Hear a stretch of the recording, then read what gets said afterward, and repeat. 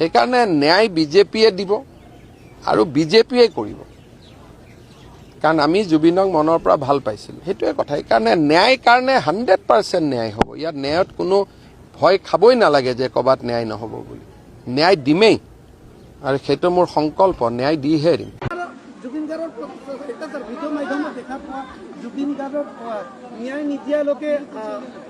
এইটোতো কোৰ্টক ক'ব লাগিব না। আমি ন্যায় কোনে দিয়ে? ন্যায় কোৰ্টে দিয়ে, আৰু কোৰ্টেতো ইলেকশ্যন নেখেলে। মই কৈছো কি, ন্যায় কোনে দিয়ে? কোৰ্টে দিয়ে। কোৰ্টেতো ইলেকশ্যন নেখেলে, কোৰ্টত আৰ্গুমেণ্ট হয়। গতিকে যিসকলে ন্যায় বিচাৰে তেওঁলোকে আদালতত গৈ উকিল লগাব লাগে আৰু আদালতত ভাল আৰ্গুমেণ্ট কৰাব লাগে। আমিও কৰাই আছো, কিন্তু ন্যায় নহ'লে ভোট নিদিওঁ। এতিয়া জাজেতো ইলেকশ্যনে নেখেলে,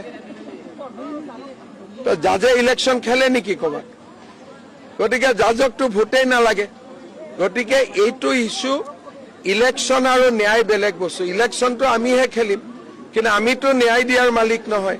ন্যায় দিয়াৰ মালিক হ'ল জাজ, আৰু জাজে ইলেকশ্যন নেখেলে। জাজে ইলেকশ্যন খেলিলেতো ময়ে প্ৰথম ভাল পালোহেঁতেন। তেতিয়া জাজে উল্টাই আমাৰ লগত মিলা মিছা কৰি থাকিব।